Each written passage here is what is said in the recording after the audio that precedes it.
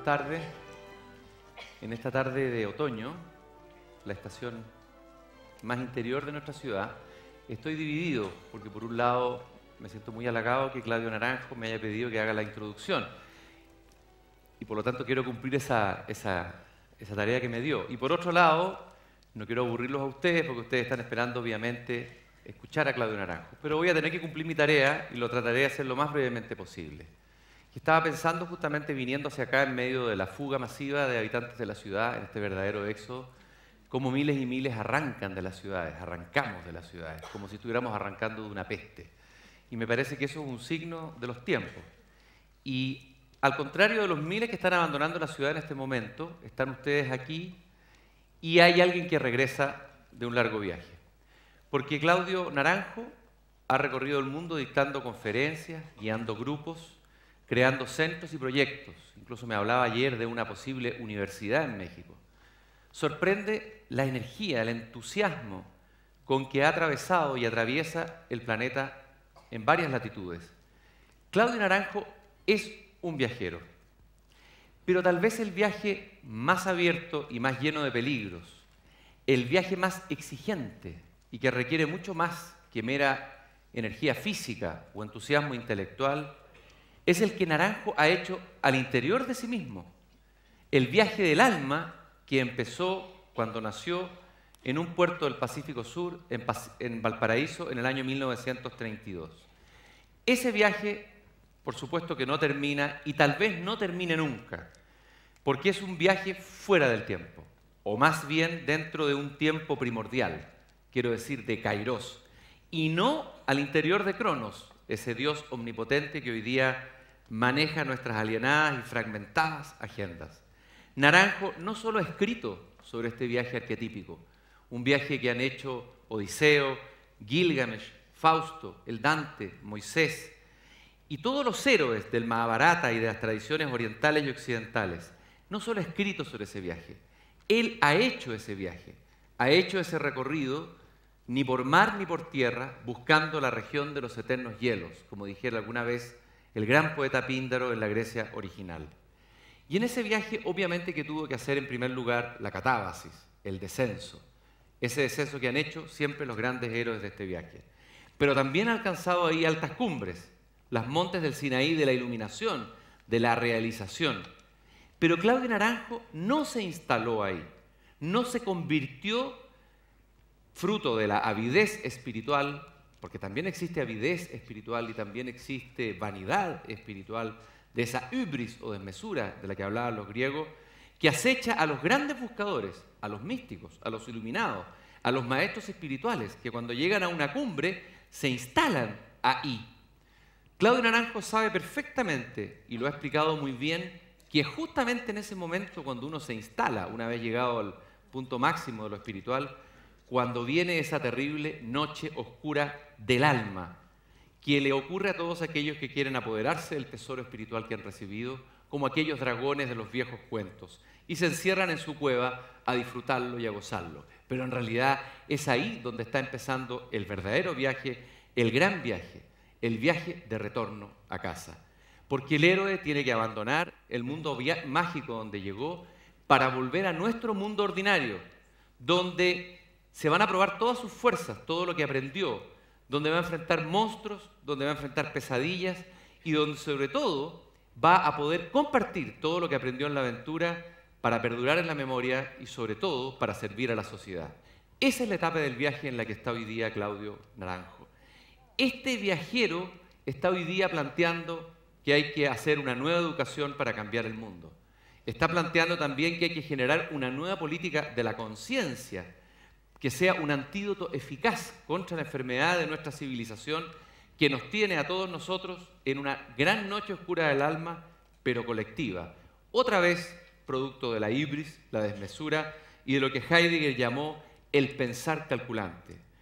De alguna manera, Claudio Naranjo está regresando a casa. El que estudió la iluminación y maneja las tradiciones espirituales al revés y al derecho y con gran profundidad, ha vuelto hacia nosotros, vuelve hacia nuestra realidad cotidiana y no se ha quedado instalado con las conquistas ya ganadas. De alguna manera él ha resistido a esa tentación.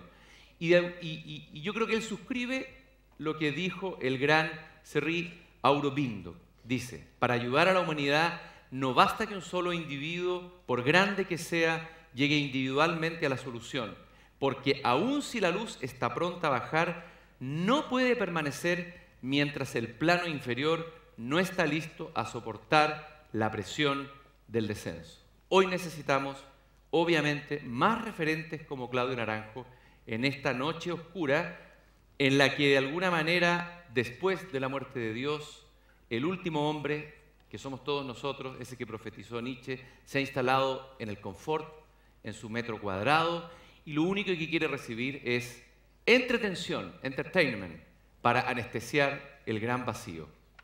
Pero hay una revolución silenciosa que viene en camino y que está empezando hoy día en todas partes del mundo.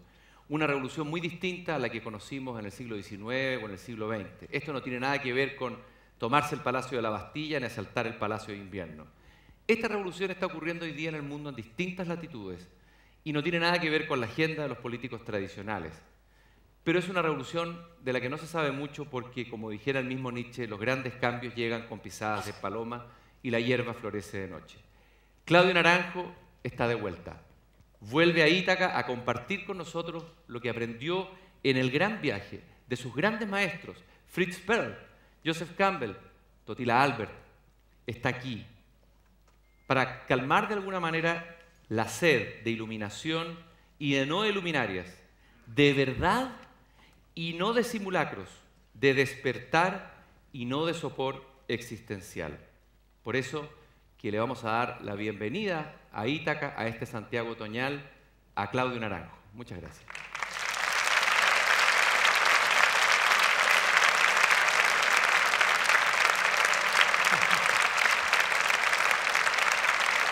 No me dejaron oír el comienzo, me avisaron tarde. Qué pena.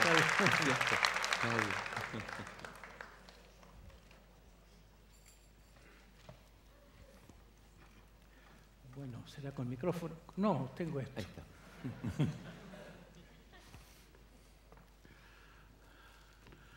Muchas gracias a mis patrocinadores. Por primera vez me veo en una serie de conferencias con gente notable chilena. Y muchas gracias por... Alcancé a oír solo el final de tu introducción, porque los que han coreografiado este evento seguramente que han querido protegerme de la ubris de escucharte. Con esa palabra llegué.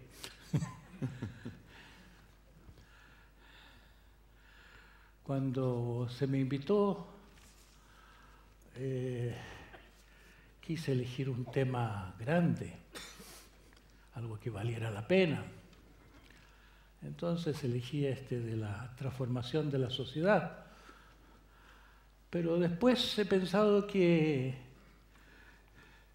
esto de que la sociedad esté transformándose en el sentido positivo de la palabra, que la esté evolucionando, no es tan obvio para todo el mundo en una época en que se hace muy visible que domina el mundo un neoconservadurismo, el status quo, la resistencia al cambio más que el cambio mismo, frente a la imperiosa necesidad de cambio, llama la atención la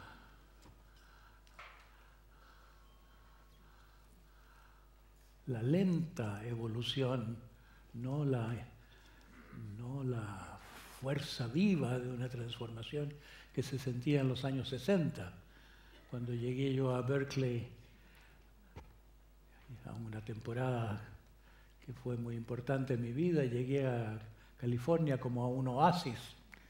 Se sentía que estaban haciendo un nuevo mundo, se esperaba un nuevo mundo. Y claro que había una falta de perspectiva en hablar ya de una nueva era, cuando esa nueva era fue una especie de experiencia iluminativa de los novicios. fue una luna de miel, tal vez, antes de una gravidez pesante. Ha seguido la transformación del mundo, pero ha seguido la transformación del mundo de forma cada vez más visiblemente problemática, como en una mujer embarazada que vomita mucho,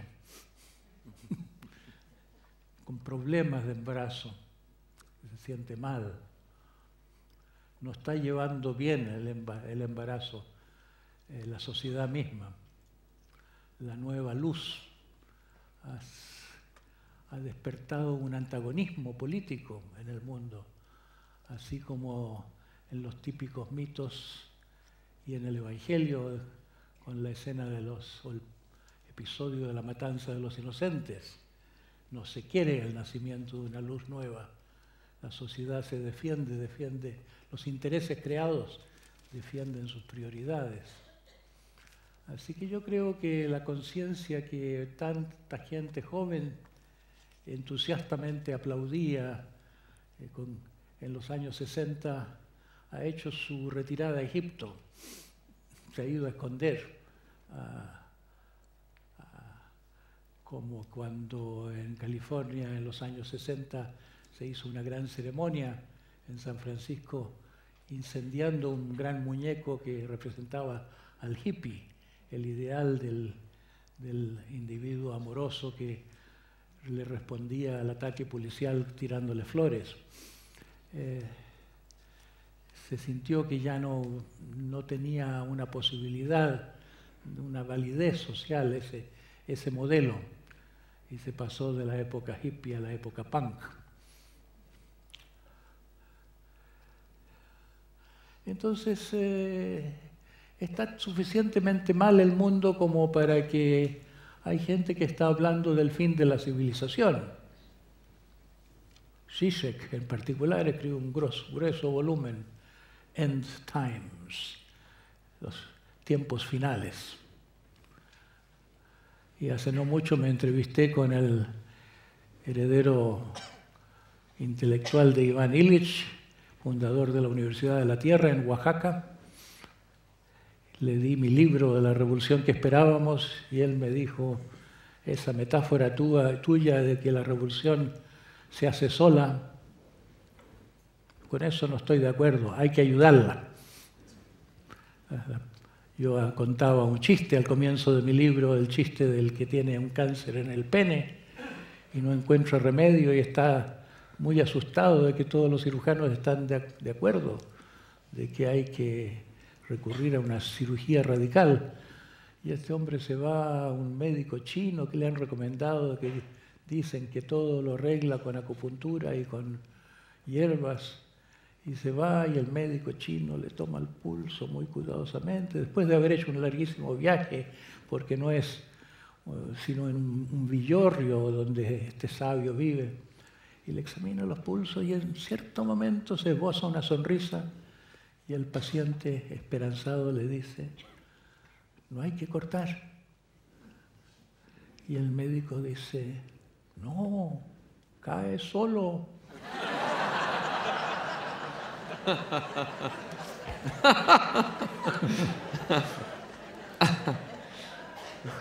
Yo le oí este chiste a un maestro espiritual. Un maestro espiritual que en una sesión con sus discípulos le preguntaron, ¿qué se hace con el yo? Y se combate el yo, se administra mejor el yo, hay que quererlo al yo como un niño. Y él dijo, es como el caso de este hombre que tenía un cáncer. El yo cae solo cuando la comprensión es suficiente, cuando el autoconocimiento llega a tal grado que nuestras faltas ya no son pecados condenados por un Dios iracundo, sino que son estupideces. Tal vez algunas personas de los que están aquí conocen algo de eso, de que a veces uno se ríe de las propias estupideces, caen solas. cuando uno ha entendido que verdaderamente uno es un estúpido, que no son otra cosa que falta de conciencia, nuestra falta. Así que hay gente que habla del fin del mundo porque, yo estoy ya en esa edad en que dejo las ideas a medias y no me doy cuenta yo ni el público tampoco. Pero esta me pillé.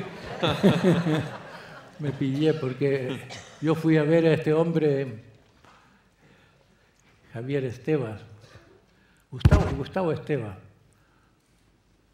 Ya lo dije, sí, no me lo salté, que me criticaba, que no. Y me dio un librito suyo que se intitulaba Hablando desde el abismo. Y me recordó mucho una metáfora de Žižek, justamente, de este filósofo esloveno.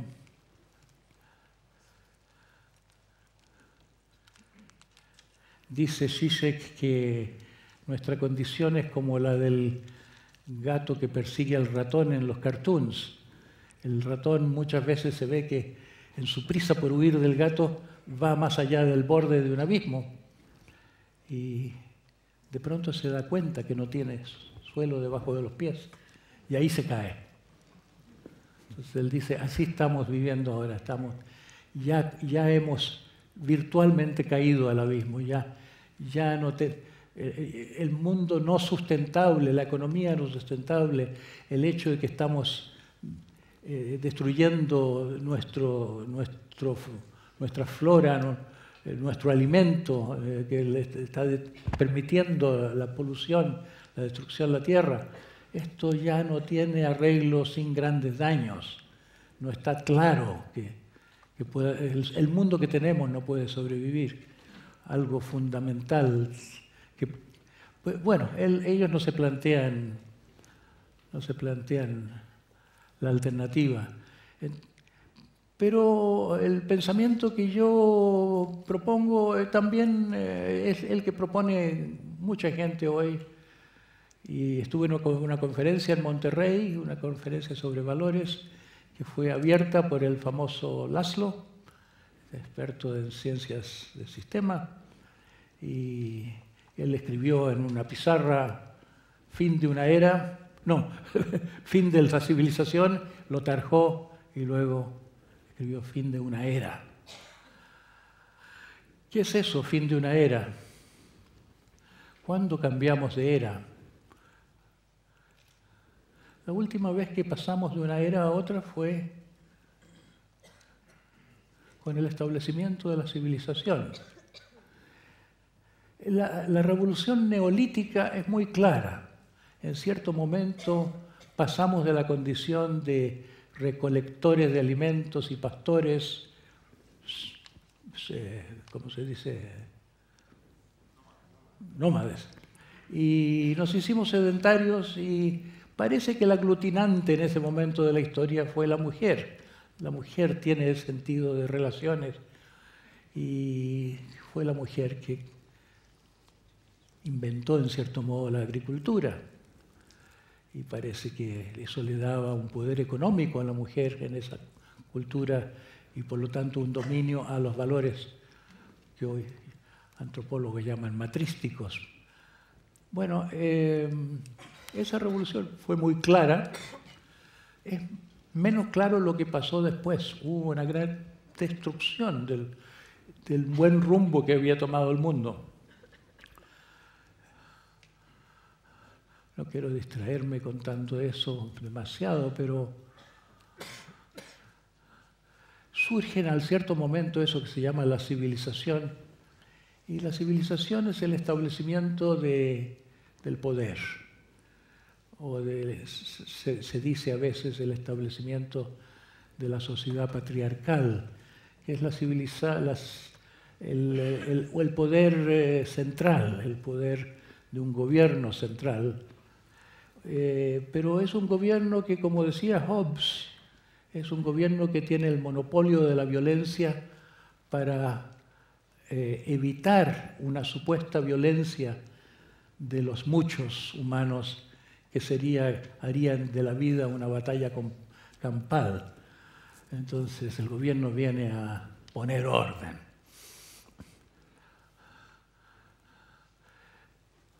Hasta Freud llegó a creer que ese orden es necesario. En el último de los libros, Freud, El malestar de la civilización, concluye que la civilización es la fuente de todo malestar emocional, es el origen de las neurosis, la represión del sano instinto animal, es la madre del cordero o del león, no sé. En todo caso, cree Freud que es necesario porque somos malos.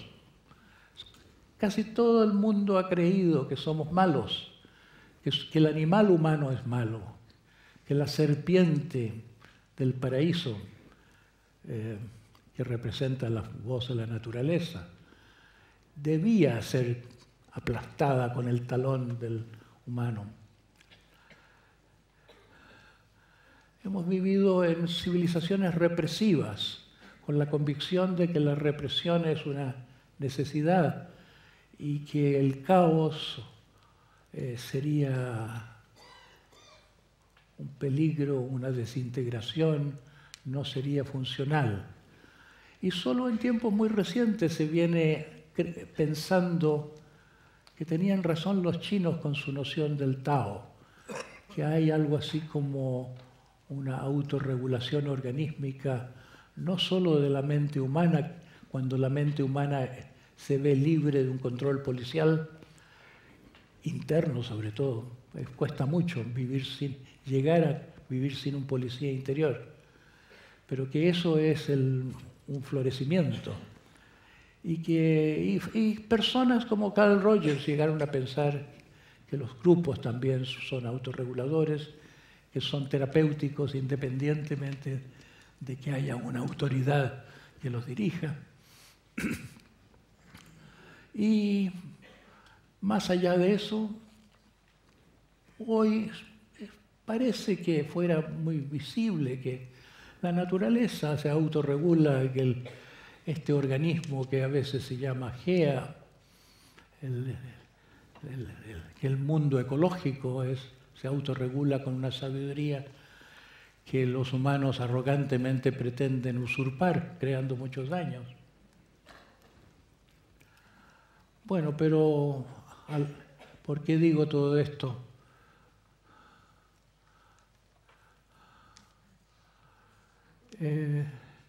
Yo creo que, a ver, diciéndolo de una forma que tan cruenta que podría parecer un chiste, yo suelo decir que nuestra mejor esperanza es el naufragio. Que esta nave patriarcal, esta forma de organización social, que es una forma represiva de cada mente humana que vive en ella, y que es un espíritu no solo represivo, sino un espíritu que crea inconsciencia y que enajena a las personas de las fuerzas de la vida. Es esto lo que está en crisis, es esto lo que está derrumbándose, es esto lo que no funciona.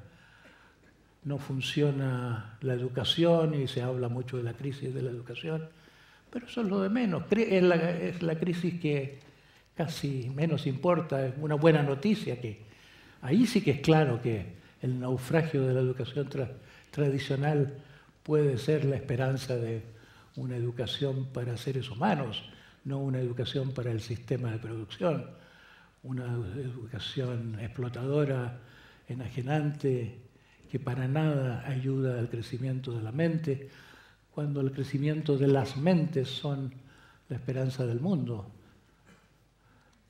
Yo soy un convencido de que tenía perfecta razón Licurgo, el fundador de la civilización griega, mucho antes de Atenas. Esparta fue la gran cultura, y Licurgo se preparó yéndose a Egipto unos años para tomar a cargo el gobierno. Y Su idea, su convicción central es que para que haya una sociedad feliz tiene que haber personas virtuosas. Cada persona debe ser virtuosa. Pero el concepto de virtud de los antiguos no era nuestro concepto de moral. Nuestra moral normativa dice, según un código, que hay que hacer tales cosas y especialmente no hacer tales otras. Eso fue, ya Lao Tse dice en el Tao Te Ching, en los antiguos tiempos la naturaleza se organizaba sola, no recuerdo las palabras, no son estas palabras, era como que todo funciona según una armonía original y después surgieron las leyes. Surgieron las leyes como parches porque se había perdido esa armonía original. Entonces nosotros comimos de ese fruto del paraíso, el conocimiento del bien y del mal, tuvimos la arrogancia de saber lo que es el bien y lo que es el mal y castigar el mal y hacer obligatorio el bien. Hay culturas que son más dictatoriales en eso que otras. Los italianos son más permisivos, los mexicanos tienen una educación mejor, parece que porque tienen más salud mental, a pesar de que no lo hagan tan bien de acuerdo a los códigos de Singapur.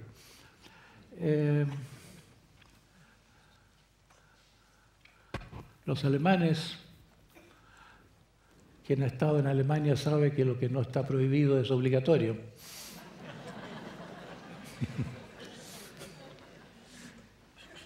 En nuestro mundo está llegando a ser así. Eso no es libertad. Y ya no se habla mucho de libertad. La libertad de la compra-venta es la única que ha sobrevivido. Se quiere tergiversar el significado de la palabra libertad para que no se note mucho que cuánto no la tenemos en el mundo que estoy llamando patriarcal. Entonces, ¿cómo se interpreta este cambio de una era a otra? La gran transformación social de nuestro tiempo. Si no nos destruimos, que todavía puede ser, si no nos destruimos, la esperanza es una transformación en que ciertas cosas quedan atrás y algunas cosas nuevas se desarrollan. Y ese era mi propósito en esta conferencia, a ver qué cosa queda atrás, qué cosa debería quedar atrás o qué cosa está ya quedando atrás.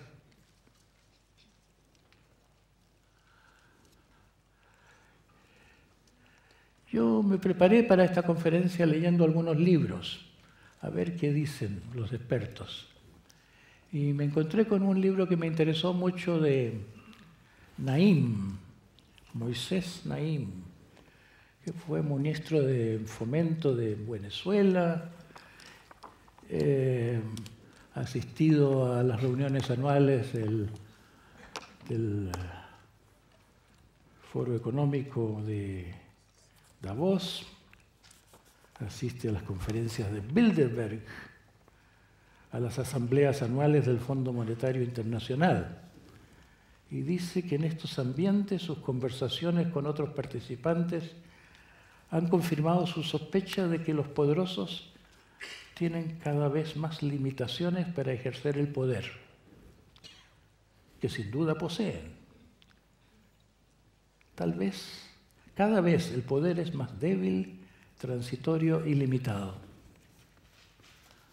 No sé si habrá personas aquí que han aspirado al poder y que alguna vez lo han conseguido, han subido a una posición de poder. Yo creo que es una experiencia universal en estos casos, el descubrir que el poder que se esperaba no era tal.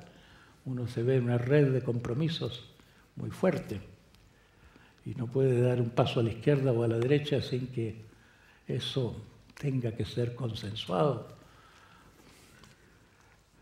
con las personas que en la política, con quienes lo han apoyado a llegar a ese poder o por la oposición, en fin. El poder hoy en día de los individuos es muy limitado. A veces se espera mucho de una persona como si se creyera que son las personas las que gobiernan, sin entender que cada vez más el gobierno es un fenómeno social sistémico en que las personas son catalizadores de un poder mucho más limitados de lo que se podría creer. En Estados Unidos se vio con el último presidente muy fuertemente, había una gran esperanza y esa esperanza ha sido opacada por el hecho de que las políticas del último gobierno no han diferido tanto de las políticas anteriores.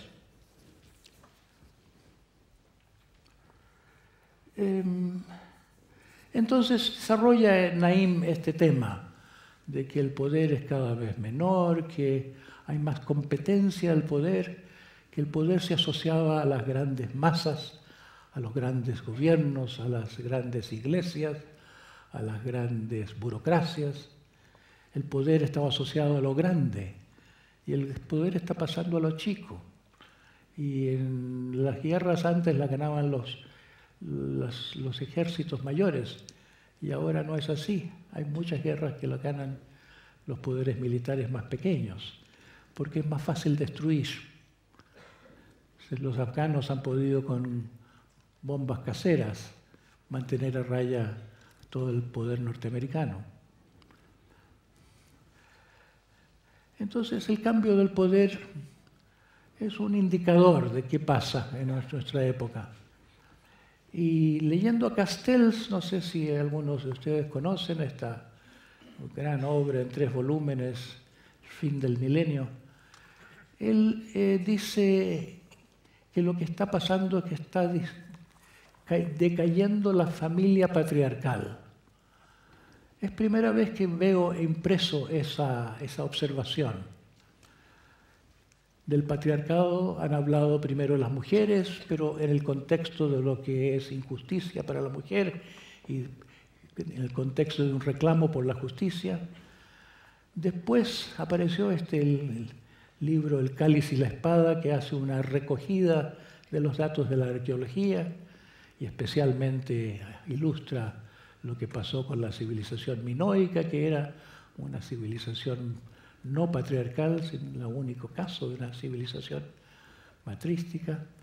Y con este libro, que un antropólogo llamado Ashley Montague proclamó lo más importante que se ha escrito desde el origen de las especies de Darwin, ella propone que la raíz de todos los problemas sociales actuales es la condición patriarcal de la civilización.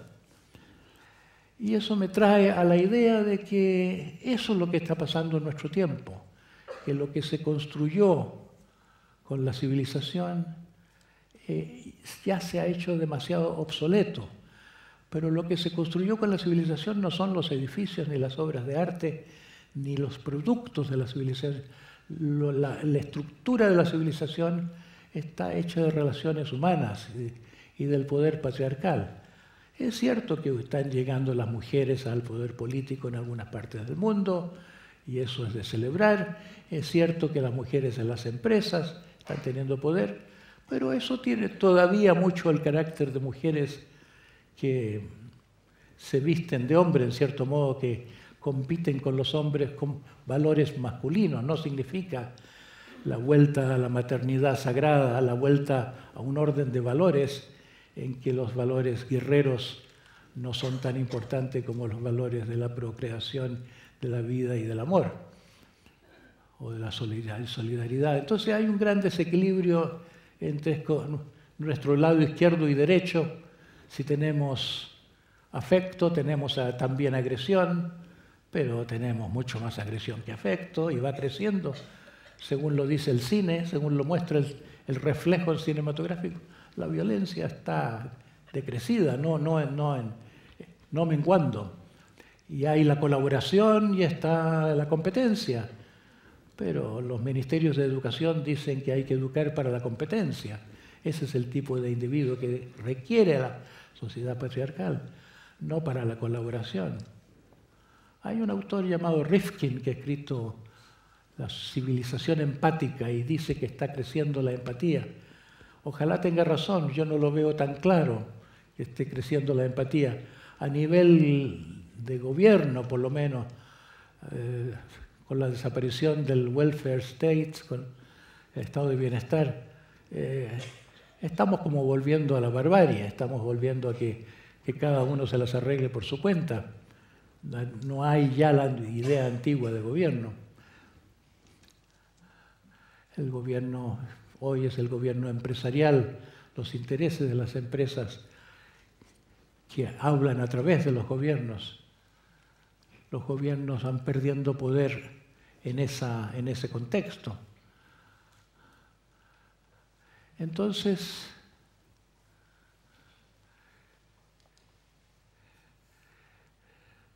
puede ser que el cambio de era que tuvimos cuando del mundo matrístico del Mediterráneo surgió esta forma alternativa, y no se conocen muy bien los detalles de cómo surgió el gobierno patriarcal. Parece que hubiera sido cuando hubo una gran sequía antes de las civilizaciones y tuvimos que volvernos nómades otra vez después de haber conocido la vida sedentaria y abundante, esa especie de paraíso agrícola.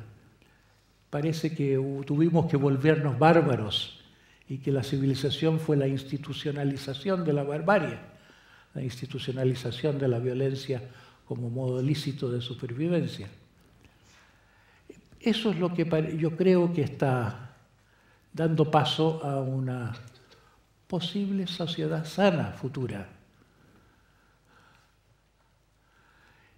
Entonces, el tema se nos vuelve a esta altura del desarrollo de cómo se puede concebir una sociedad sana. Es cierto que si cae lo enfermo, así como en la vida individual, si cae la neurosis, si cae el carácter patológico que nos mueve a cada uno, de modo que cada loco tiene su tema, si cae esto, queda la verdad, queda la esencia, queda el impulso sano de la vida y podríamos no necesitar conocerlo de antemano. Bastaría con la libertad para dejarlo evolucionar. Puede que sea así en la social. A mí me inspiró mucho la visión de una persona que no está en los libros, de quien hablé en nuestro encuentro con un pequeño público 2 días atrás, y a quien mencioné también ayer en el teatro, ¿cómo se llama? ¿Baquedano? Teatro. Totila Alberts, una persona muy poco conocida en Chile, excepto como el autor de el escultor que originó algunos de los monumentos. El monumento a Rodó, que está inspirado en las figuras de Ariel y Calibán de Shakespeare. Podríamos decir el consciente y el inconsciente, pero más como la base instintiva animal de la vida en colaboración con la parte ideal que apunta a lo alto y estando sostenida en sus hombros, no la visión de un antagonismo del adulto con el niño o del que mira al cielo con el que mira a la tierra, sino como una visión de una armonía, de una complementariedad. Era un escultor muy filosófico y ¿qué más queda de él? Se destruyó, desgraciadamente, en los años de la dictadura militar, un bajorrelieve de 7 metros de largo que representaba un cóndor con las 3 personas de la familia en el ala derecha, en el ala izquierda y en las garras del ave. Los padres, el padre y madre, como los principios internos, como padres que llevamos en nuestra estructura y que cuando están equilibrados en 2 alas ayudan al vuelo de este tercer principio que es el hijo. Y fue una visión de él al comienzo de su vida espiritual, así como los siberianos típicamente describen sus iniciaciones internas más que culturales, incluyen la visión de un águila o de un ave de rapiña en todo caso. Allí estaba esta idea de los tres. Entonces, Totila Albert tenía la idea de que somos tres, no solo en la familia, sino que ya en nuestro estado de embrionarios. Empezamos la vida como constituidos de tres capas embrionarias, como saben los que conocen un poco de biología. Somos un tubo, empezamos como un tubo. A veces se dice un tubo con una voz aguda en un extremo y ninguna responsabilidad en el otro. Ese es el endoderma, el tubo, lo que va a ser el intestino y del cual se desarrollan las vísceras. Y del ectoderma surge la piel, pero también el cerebro, que es como una invaginación de la piel que se independiza. Es como si todo eso es lo mismo. La piel es el contacto del mundo externo, el cerebro es el que elabora los datos del mundo externo, permite conocer hasta las estrellas. Entonces este mundo del macrocosmos y el contacto con el microcosmos, con el intestino que nos alimenta, en el embrión son las dos capas primordiales de las cuales surge una capa intermedia que se llama el mesoderma, del cual surge en el corazón, los músculos, el sistema de acción, el esqueleto. Y esto lo puso en claro un psicólogo llamado Sheldon, que estuvo muy de moda en los años 50. Él estaba de moda no solo en el público en general, el público americano especialmente, sino que en la clínica psiquiátrica en que yo me formé con Ignacio Mate, o Mate Blanco como lo llaman en Italia, porque allá creó su escuela después de que se fue de aquí. Él era psicoanalista, pero se entusiasmó mucho con los somatotipos, el somatotipo del tipo quijotesco, el longilíneo cerebral, que va con el carácter llamado cerebro tónico, que es un tímido introvertido. Luego el gordo, el Sancho Panza, que es como una persona afectiva principalmente, el viscerotónico se lo llama, y el muscular, el atlético, que parte del predominio del mesoderma. En la clínica psiquiátrica tenían un aparato para determinar los somatotipos, cuantificarlos, y yo al mismo tiempo tenía estas conversaciones en mi universidad paralela que fue Totila Albert, y él hablaba del embrión en sus tres capas, que son como el padre, la madre y el hijo en su estado fundamental. Él no llegó a saber de los tres cerebros. Hoy en día se habla mucho del cerebro reptiliano, el cerebro mamífero y el cerebro humano propiamente tal, como la base de estas tres funciones psíquicas del pensar, el sentir y el querer. Entonces, el lenguaje de Totila Albert no era de cerebros ni era tanto de embriología, sino padre, madre, hijo, que existen en distintos niveles, hasta en un nivel cósmico, como tres principios cósmicos. Y a mí me tocó, junto con la influencia suya, la influencia de Gurdjieff, que también hablaba de los tres principios cósmicos, la fuerza afirmativa, la fuerza negativa, la fuerza neutralizante, y del trabajo interior como el desarrollo de la fuerza neutralizante. Y bueno, esto significaba un ideal histórico de poder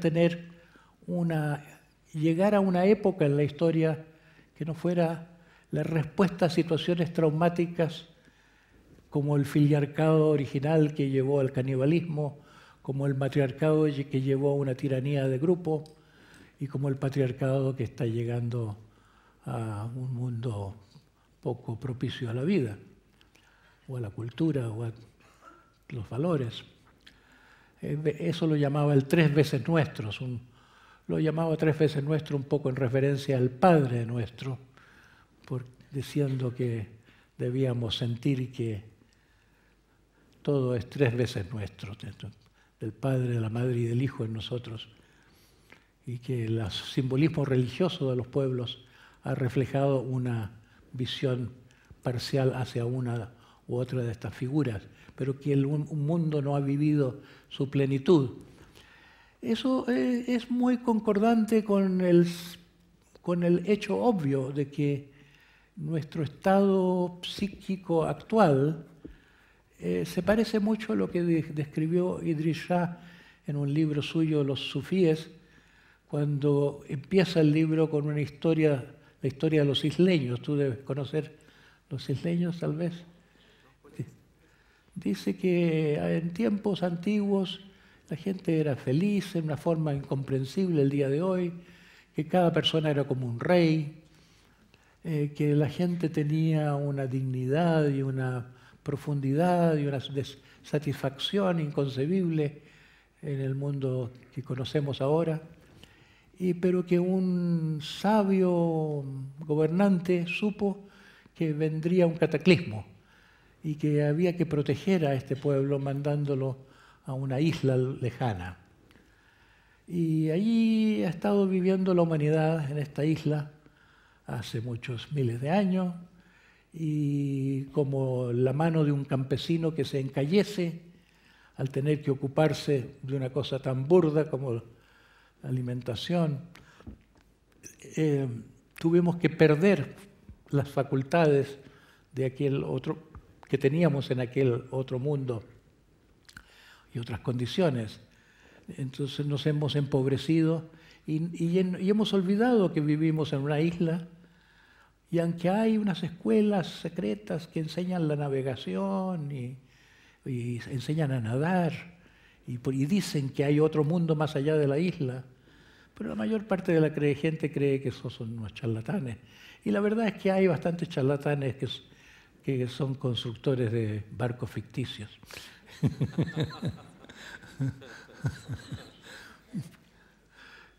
Imitadores, o que oyeron algo.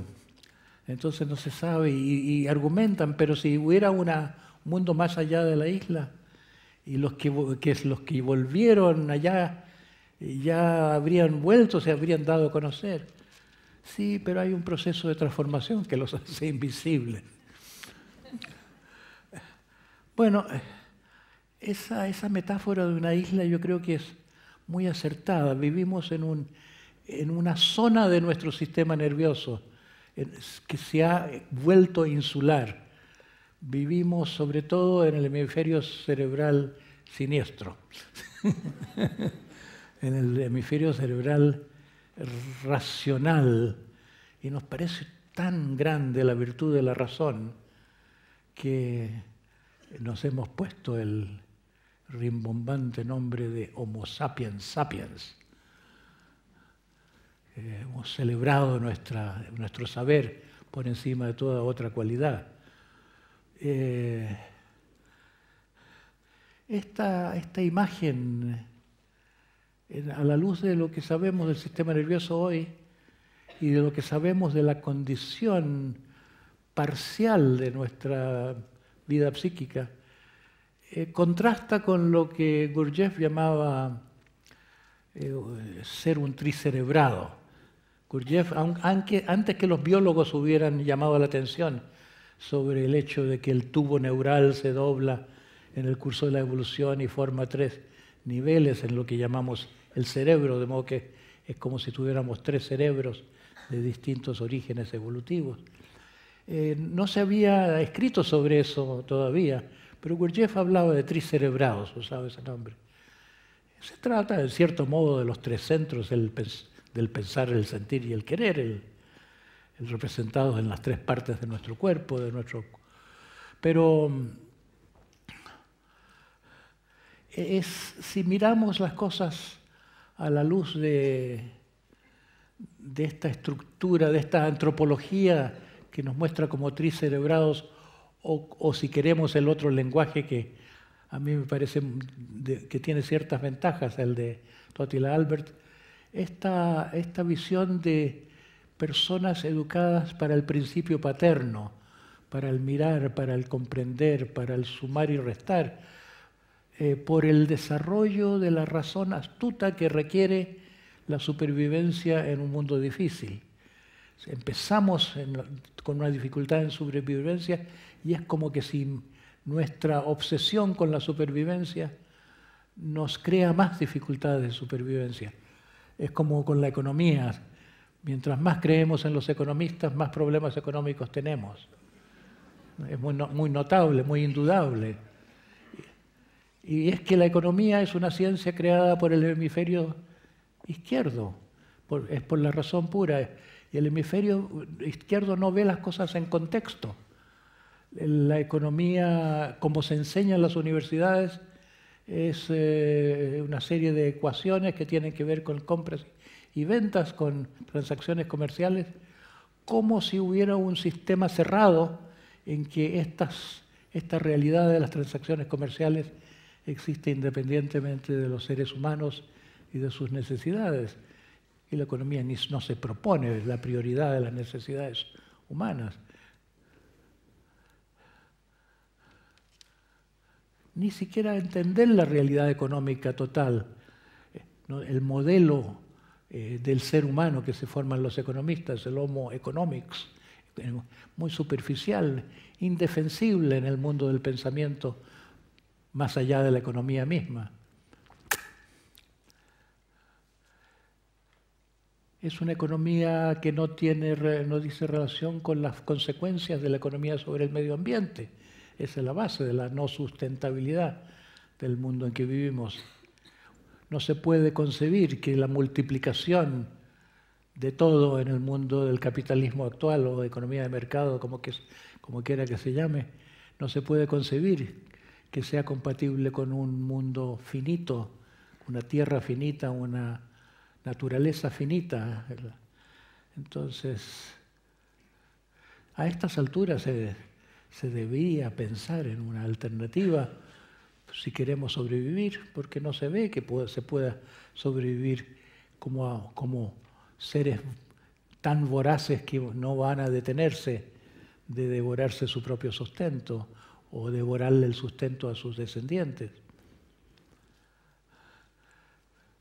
Entonces, ¿qué pasa? Es que el mundo racional sigue funcionando como una isla sin las consideraciones afectivas del cerebro materno, que son las que sustentan el sistema solidario de la naturaleza y del mundo precivilizado.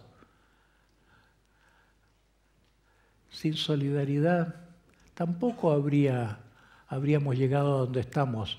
Se dice que se resalta mucho la competencia darwiniana, pero Darwin tenía perfecta conciencia, como después lo recalcó Kropotkin, tanto que la evolución tiene mucho que ver con la supervivencia de las especies, tiene que ver con la colaboración. Los humanos debieron colaborar en la época de los mamuts y tantos seres que han colaborado, desde los lobos a las hormigas, y lo hacen mejor que nosotros. El colaborar, las hormigas, las abejas, saben mucho mejor que los humanos.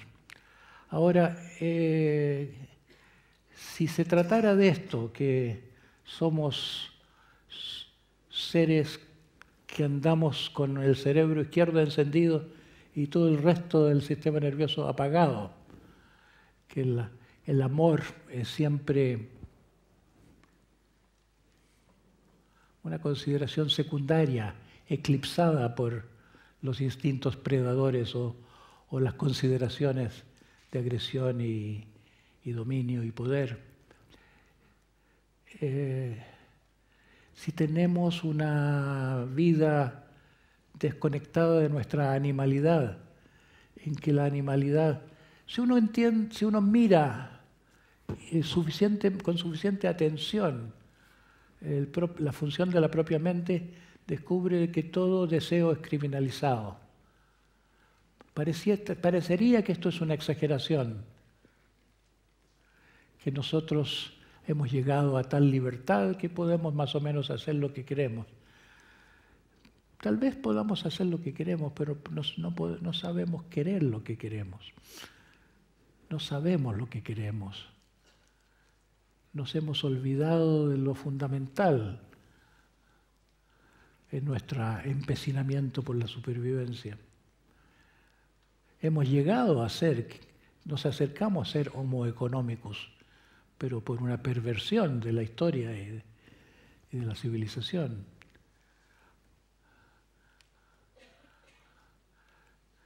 Entonces la alternativa entre la mente patriarcal y la mente sana sería entre vivir en una isla dentro de nosotros mismos o vivir en todos los planos. Ser, como decía Gurdjieff, seres tricerebrados, o más que eso, porque no solo tenemos el intelecto, la emoción y la acción, sino que tenemos 2 hemisferios cerebrales, uno de los cuales es intuitivo, el cerebro que contempla, no solo el cerebro sagaz. Ese también lo tenemos fuera de lugar y no conocemos los daños que trae la ignorancia. No conocemos cómo la ignorancia está por detrás de todo sufrimiento humano. Tal como decía Sócrates, el causa del mal es el no saber, no comprender, no ver claro.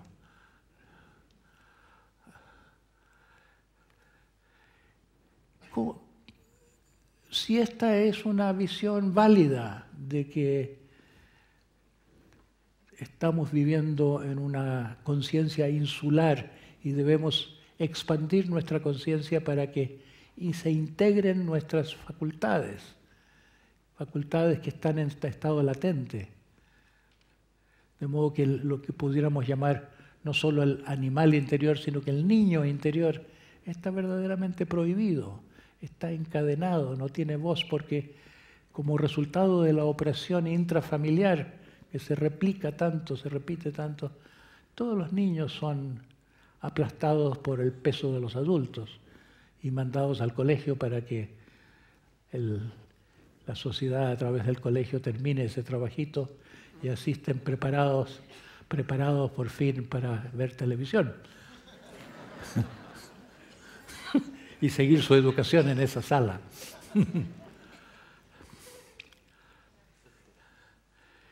¿Cómo se puede ayudar a que esa transición se haga? ¿Qué sabemos que pueda servir a esa evolución de la conciencia? A mí me parece que la psicoterapia tiene algunos elementos. La psicoterapia aporta especialmente el elemento que yo gusto de llamar dionisíaco. La fe en la animalidad, la fe en lo instintivo, la fe en el querer espontáneo, que hoy en día a través de la visión de la terapia Gestalt se llama autorregulación organísmica, o la fe en la autorregulación organísmica, que es algo semejante a lo que podría haber sido el sentido del Tao en la China, el sentido de la autorregulación de la naturaleza. Es algo que estaba en la primera de las religiones en Europa, antes de los dioses olímpicos estaba Dionisio, que después persistió como un dios marginal, perseguido y cortado en pedazos, desmenuzado y renacido, el inventor del vino, que tanto se parece a la figura central de la cultura cristiana, excepto en que el vino de los antiguos parece que le echaban cosas y producía una embriaguez más profunda, producía este fenómeno de la autorregulación sanadora, una embriaguez semejante a la embriaguez mística del desaparecer en Dios de los místicos, hacerse nada del ego, como un anestésico del ego. Eso cultivaban los dionisíacos, la entrega a la naturaleza era una religión de lo natural, en que el placer no era lo fundamental, sino que lo sexual estaba más bien subrayado como simbólico del espíritu de la libertad. ese espíritu ha sido lo más antagónico a la cultura cristiana. La cultura cristiana, en su profundidad mística, ha adolecido de una contaminación cultural, que es la abominación del cuerpo, el tabú contra el deseo y lo corporal. Eso no vino de los evangelios, eso vino de un fenómeno que se dio después, una especie de competencia entre los mártires cristianos que llevó a la competencia por la santidad de los que se paraban en pilares durante años o se iban como atletas espirituales al desierto en un sentir que la lucha contra el cuerpo era lo que definía la voluntad religiosa. Fue un fenómeno histórico complejo que tomó ciertos valores de la sociedad y los intensificó y les dio un carácter religioso. Y yo creo que la religión debía curar su unilateralidad. Como decía Nietzsche, ya hemos pecado suficientemente contra el cielo, ya hemos comprendido nuestros pecados contra el cielo, es hora que nos demos cuenta de nuestros pecados contra la tierra. Entonces la terapia da ese elemento de liberación, elemento de espontaneidad. La terapia cree en hablar sin saber a dónde va a llevar la conversación, soñar poniéndole atención a los sueños, moverse con espontaneidad.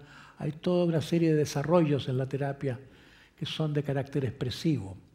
Por eso le sirve a tanta gente el teatro. El teatro, a través de la expresión, da mucho autoconocimiento.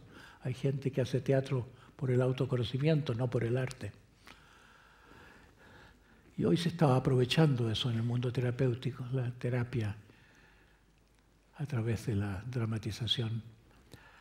Entonces la terapia ha hecho algo, y la terapia naturalmente ha contribuido mucho al autoconocimiento. Las teorías de la psicoterapia cambian, se han multiplicado las versiones del psicoanálisis hasta que no se le puede creer a ninguna. Pero el psicoanálisis fue la obra de un profeta. Freud cambió la cultura a través del psicoanálisis. Puso en marcha un proceso de apertura y de sinceridad en que la gente se empezó a poner sobre ese diván mágico y a confesarse hasta que toda la cultura se volvió más transparente, se puso menos, se sacó la corbata, se puso más informal la cultura post-freudiana. Así que el autoconocimiento y lo apolíneo y lo dionisíaco, se puede decir, porque el autoconocimiento es la esencia de lo apolíneo. Como decía el oráculo de Apolo, conócete a ti mismo. Eso lo aporta la psicoterapia, pero ¿a quién le va a llegar la psicoterapia? ¿Va a cambiar el mundo la psicoterapia? Hoy en día la psicoterapia está desterrada hasta de la medicina, porque los laboratorios son los que hacen la medicina. Ahora no se usa tanto la psicoterapia como el Prozac, porque le interesa más a los que venden, y los que venden manejan las instituciones gremiales. Y un psiquiatra de hoy que tiene que ver pacientes dentro de ciertas horas de trabajo, probablemente le puede dar 7 minutos a un paciente, y 7 minutos no se puede hacer psicoterapia, pero su horario de trabajo le exige ver cierto número de pacientes, condenado a los recursos químicos que son más bien adversos a la comprensión de sí, son paliativos. Entonces, ¿va a cambiar el mundo a la religión? Yo no creo tampoco. Yo creo que las religiones están formuladas para otra época, que está terminando. Un amigo mío, obispo de California, de muchos años, el que me introdujo en un grupo de trabajo que llamaba el Futures Planning Council, Consejo de Planificación de Futuro, iniciativa de un obispo que era defensor de Esalen también. Este amigo me decía, ahora llueve la gracia más fuera de las iglesias que dentro de ellas. Creo que es cierto. se han hecho esos ambientes tan ortodoxos, poco transparentes. Ayudan a algunos, pero hasta las religiones pequeñas están abundando más que las grandes hoy en día. Yo lo veo cuando voy a Brasil, por ejemplo. Tanta variedad de pequeñas iglesias, tipos evangélicos, baptistas, todo tipo de pequeñas iglesias, en donde está más fuerte el poder transformador que en las religiones tan antiguas. Así que por eso yo apuesto por la educación, porque creo que la transformación de la mente es más fácil en los que no tienen una mente ya esclerosada, como los adultos, una mente fosilizada. Todos conocemos seguramente a algún pediatra. Los pediatras tienen una profesión muy feliz. Se mejoran mucho más los pacientes de los pediatras que los pacientes de los médicos internistas de adultos. Son muy bien agradecidos los niños. Con un toquecito y ya enfermedades hasta graves mejoran. La mente del niño está más abierta al cambio o a la prevención de la deformación. Pero, aunque yo llevo 40 años dedicado al tema, bueno, muchos años los dediqué al tema sin saber que esto iba encaminado al tema. En mi vida ha sido un poco como hay un cuento sufí. Tú me preguntabas un cuento sufí el otro día. Hay uno de una mujer hija de una familia de mercaderes, creo que eran de textiles, que hacían viajes en el Mediterráneo, y en uno de sus viajes naufraga y va a parar a una población de pescadores en una playa. Y los pescadores la recogen, la adoptan, la tratan bien y le enseñan lo que ellos hacen, que son cuerdas, cordeles. Y pasa un tiempo ahí y le dan una responsabilidad también de hacer trasladar unas mercancías, y tiene otro naufragio y va a parar, es recogida por una familia, es vendida como esclava y la compran casi para salvarla de la esclavitud, una familia de gente muy buena que se dedica a hacer mástiles y le enseñan a hacer mástiles como una persona más de la familia. Y llega un momento en que ya tienen una gran vida, una gran afluencia, y la mandan con un cargamento de mástiles y otra vez naufraga. Y tiene que empezar su vida de otra vez. Va a parar a la China. Y había una leyenda en la China de que va a llegar una mujer que va a saber cómo hacerle una tienda, una carpa al emperador. De modo que cuando llega una mujer a las costas de la China, en una naufragada, le preguntan, ¿tú sabes hacer una tienda? Y ella dice, bueno, si me dan telas, si me dan el mástil sé hacer, cuerdas sé hacer, telas también. Me parece que sí. Dice, sí, yo sé hacer una tienda. Bueno, le construye una tienda, una carpa. Nunca se había hecho una carpa en la China, no existía el arte. El arte solamente la leyenda de que otros pueblos usan carpas, y se casa con el príncipe, como en tantos cuentos. A mí me ha pasado así, que he aprendido unas cosas y otras cosas para sobrevivir, o interiormente por propia necesidad, pero en cierto momento de la vida sentí como, todo esto parece que hubiera sido un destino que supiera hacer esto y esto y esto y esto. Ahora puedo juntar todo esto y hacer algo que es más que la suma de las partes. Así que eso es lo que yo llamo mi trabajo, que se me dio solo, sucedió solo. Junté mis aprendizajes en cierto momento de la vida, sin saber que esto podría ser especialmente útil en la educación. Primero se lo ofrecí a buscadores, después se lo ofrecí a terapeutas para la formación terapéutica, Después vi que era una pérdida de tiempo dárselo a los terapeutas, que ya tenían muy pocos pacientes, no iba a cambiar el mundo, pero si se le diera a los educadores, potencialmente esto podía llegar a todos los que pasan por los colegios del mundo. El toque de la transformación.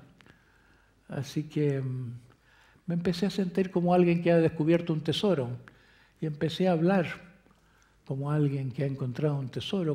Me sentía como un campesino, como ocurrió en México decenios atrás, y yo lo vi desde un avión cuando estaba comenzando, un campesino sacando un terrón, salió un humito, empezó a salir más humo y más humo y más humo, creció un volcán. Como si de repente algo importante hubiera salido, estaba ahí escondido debajo del terreno de que yo, en mi rol de campesino, trabajaba habitualmente. Y me sentí que esto podía cambiar el mundo, que podía ser el recurso para darle a los educadores una posibilidad de educar, no de transmitir información obsoleta e enseñarle a la gente a pasar exámenes, sino que a transformar las conciencias. Y me han hecho poco caso las personas de autoridad, pero me han hecho mucho caso los educadores en ciertos países. Yo diría que está en marcha una revolución entre los educadores en España. Ya es una fuerte tendencia entre los educadores de pedirle a las autoridades o de ver qué pueden hacer ellos por el cambio de la educación, a pesar de las leyes que ponen los currículos muy limitantes y que le quitan mucho de su tiempo y energías a la gente que podría estar aprendiendo otras cosas más relevantes al vivir o al ser. Así que, ¿qué quiero decir para completar este pensamiento? Parece que toda esta conferencia no hubiera sido por amor al arte, sino por un gesto de propaganda. Eso es un poco embarazoso decir yo tengo la solución al problema del mundo. Pero tengo la impresión de que es cierto. Yo he sido siempre una persona modesta, se me ha conocido como una persona incapaz de vender nada. Y me atrevo a decir, porque tengo la impresión de que algunas personas capaz que me crean, que cuando me preguntaban cuál es mi vocación cuando chico, yo pensaba tal vez la música, tal vez la ciencia, no sé. Cuando me preguntaban más adelante, sabía solamente que no era la medicina, que es lo que había estudiado. Más adelante, cuando era psiquiatra, me decía que la psiquiatría no era mi vocación, sino casi aquello que me resultaba más difícil y que por eso me convenía hacer por mi propio desarrollo.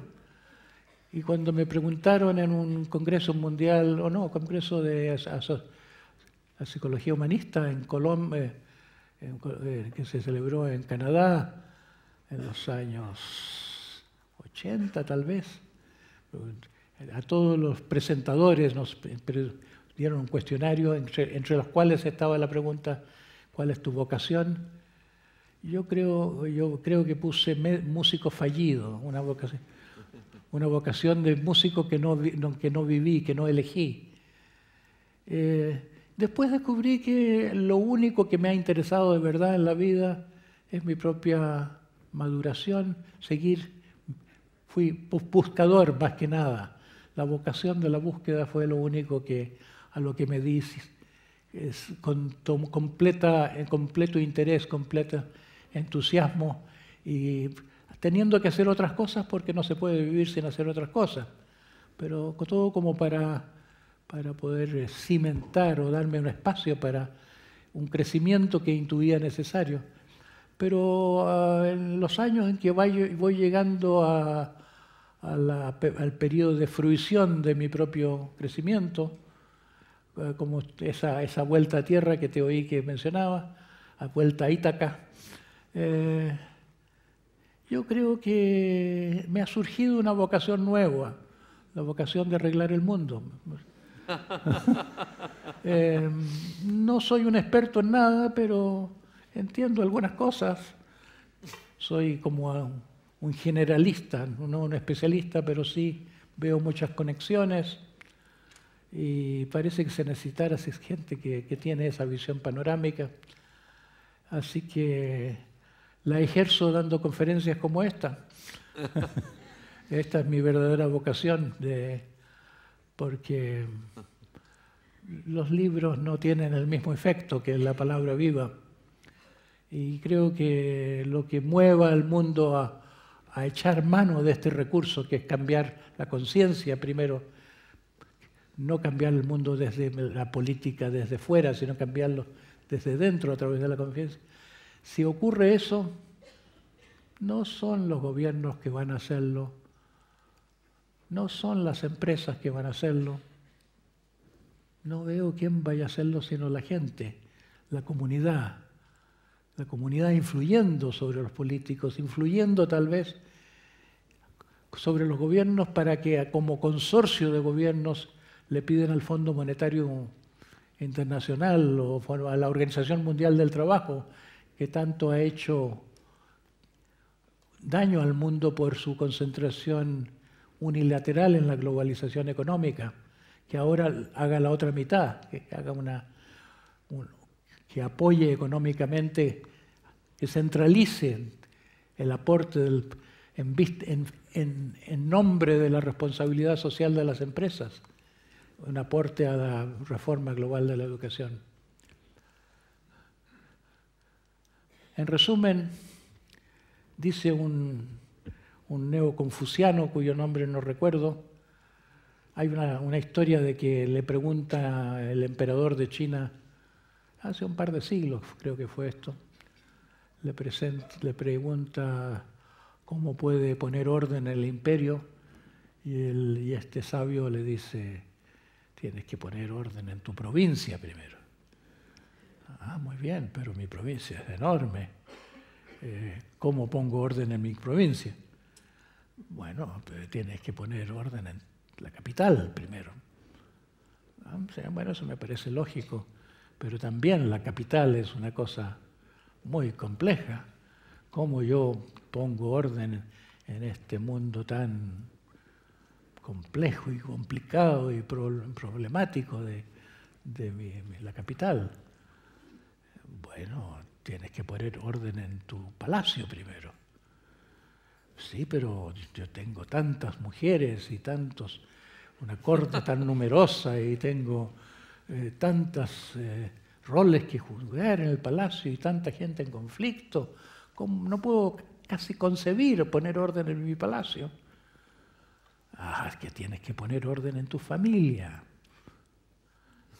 Sí, pero ya mi familia es muy complicada. Tengo mis mujeres, mis concubinas, tengo todos mis parientes, esta familia extendida mía, muy compleja, que ocupa mucho espacio en el palacio.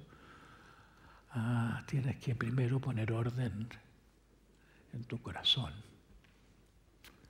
Así que yo creo que es cierto, que es una voz que suena hoy en día esa de que la política se tiene que empezar por las personas, pero no llega mucho a la acción.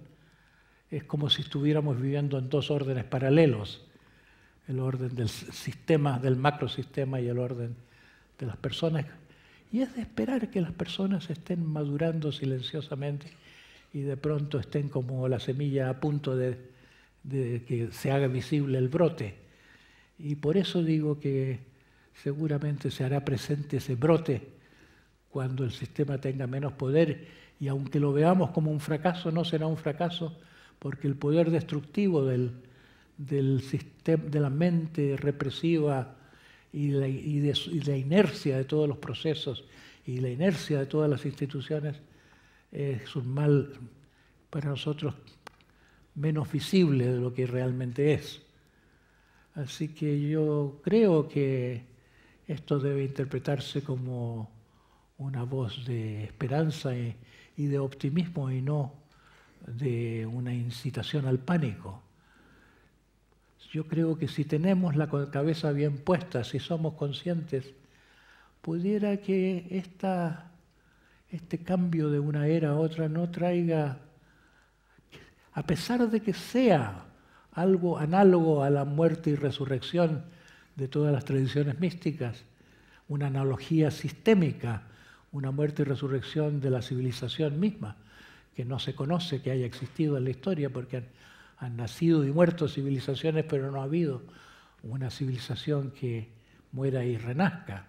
Yo creo que ese es el destino de Occidente, y entonces, si uno sabe de la existencia de ese proceso, puede que no mueran tanto personas como ideas, estructuras sociales, formas de vivir. La revolución, como se planteó originalmente con la llamada de Marx,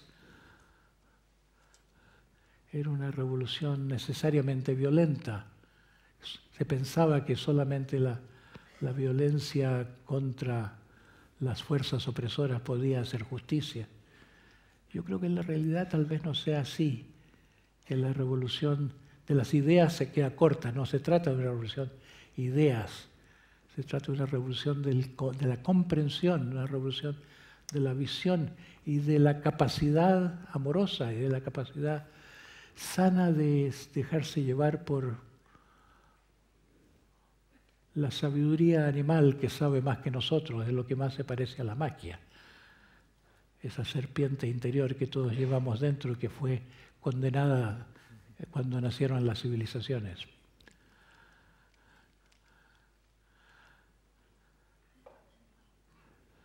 Decía Wells, H.G. Wells, ¿cómo se llama en castellano eso?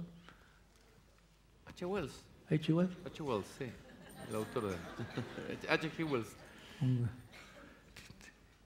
Alguien me dio una frase de él, citada de no sé qué obra. Dice: la historia es una carrera entre la educación y la catástrofe. Y yo la enmendaría para ponerle: la historia es una carrera entre la transformación de la educación y la catástrofe. Y espero que algún día estas ideas le lleguen a los poderosos del mundo, porque a los poderosos del mundo les interesa que sobrevivan sus descendientes. Tiene que interesarles. A los poderosos del mundo les interesará que haya más originalidad, que haya más capacidad en el mundo, porque para el negocio también es buena la capacidad. Es eso. Entonces yo creo que es buen negocio para todos, para hacer las cosas mejor, para salir con nuevos inventos en telecomunicaciones y cosas por el estilo, y también para que el mundo funcione bien. Y espero que el peligro de lo que está sucediendo sea el factor detonante. El peligro de lo que está sucediendo y la disfunción creciente. El que ya no se pueda seguir, así como en el Santiago ya casi no se puede llegar de un lugar a otro por la densidad del tránsito, la lentitud, lo que toma de vida trasladarse, así como el impedimento de todas las funciones sanas están en una sociedad tan desequilibrada. Eso puede ser el otro detonador. Así que por eso yo sigo hablando y espero que esto les llegue por espionaje.